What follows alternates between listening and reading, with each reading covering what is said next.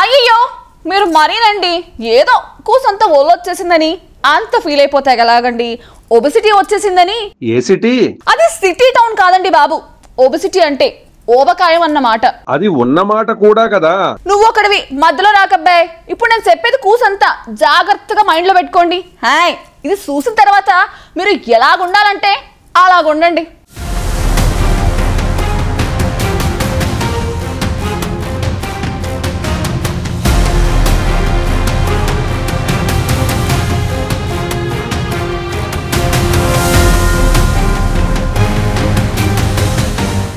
లావుగా ఉన్నోళ్ళందరూ బాధపడిపోవాల్సిన పని లేదు. ఎందుకంటే ఊబకాయం ఉన్నోళ్ళందరికీ ఒకే రకమైన ఆరోగ్య సమస్యలుండవు. కొందరు అధిక బరువుతో ఉన్నప్పటికీ మధుమేహం, గుండె జబ్బుల వంటివి తీవ్రమైన అనారోగ్యాల బారిన పడకుండా ఆరోగ్యంగా ఉంటారు. దీనికి కారణం ఏమై ఉంటుందనే ప్రశ్నకు శాస్త్రవేత్తలు మొత్తం మీద ఆన్సర్ కనుక్కున్నారు. వ్యక్తుల మధ్య ఉండే జన్యుపరమైన తేడాలే ఇందుకు కారణమని ఓ తాజా అధ్యయనం తేల్చి చెప్పింది.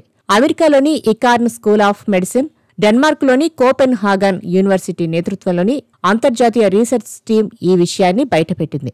దాదాపు 4,52,768 మంది జన్యు సమాచారాన్ని అనలైజ్ చేసిన తర్వాత ఈ నిర్ణయానికి వచ్చింది.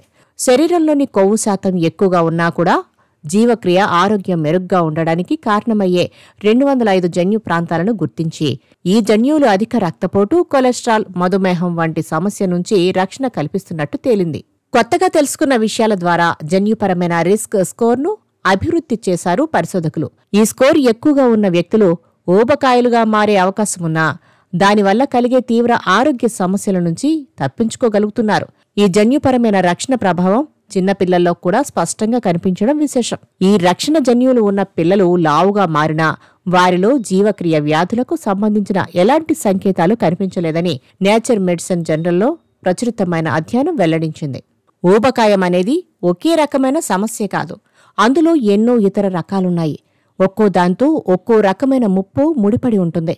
ఈ పరిశోధనలో భాగంగా శాస్త్రవేత్తలు ఊబకాయంలో 8 విభిన్న ఉపరకాలను గుర్తించారు. ఈ పరిశోధనల ఫలితాల వల్ల భవిష్యత్తులో రోగాలకు మెరుగైన వ్యక్తిగత చికిత్సలు అందించడానికి వీలవుతుందని భావిస్తున్నారు. అలా అని ఊబకాయం వల్ల ఎలాంటి ముప్పు లేదనుకుంటూ లైట్ తీసుకోవద్దని హెచ్చరిస్తున్నారు.